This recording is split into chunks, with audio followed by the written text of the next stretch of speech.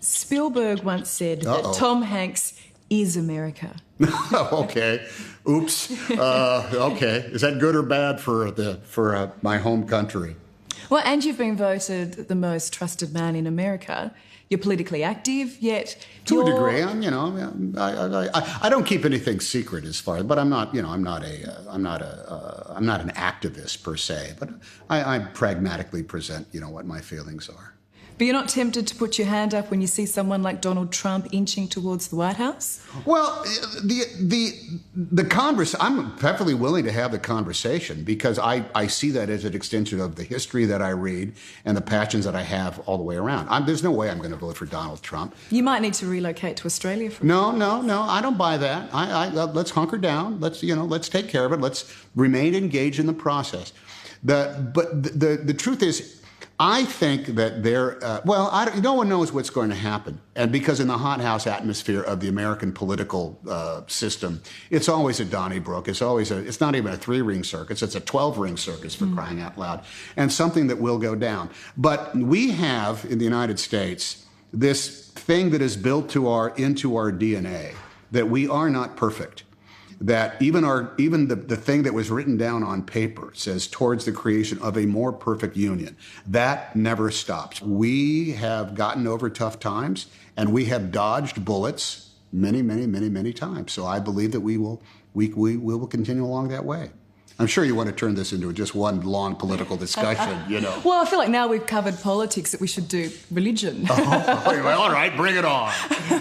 Well, interesting though. I mean, you were exposed to Catholicism growing up. Yeah, that was my mom's religion. Yeah. Your stepmother became a Mormon. Yes, the Mormon missionaries came by. This was all by the time I was 7. Yeah. You had an aunt who was a super conservative Methodist.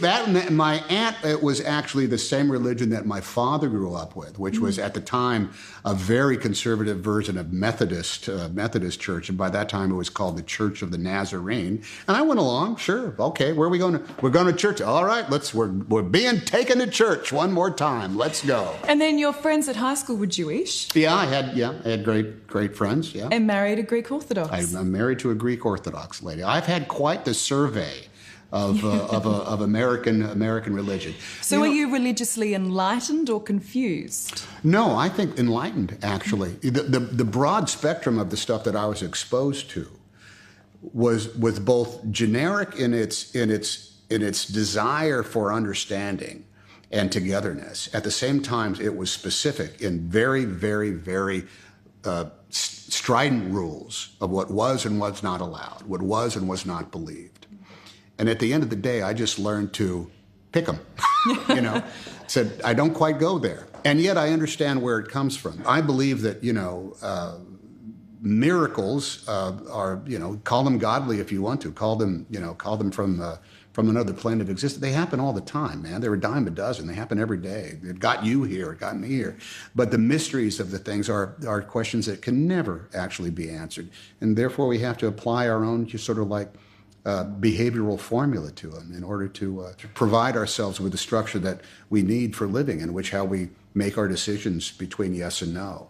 And I feel as though I'm fortunate that because I've been exposed to so many very specific tenets of belief, what I've taken away more than anything from all of them is acceptance. Okay, go ahead. I'm glad you believe that way.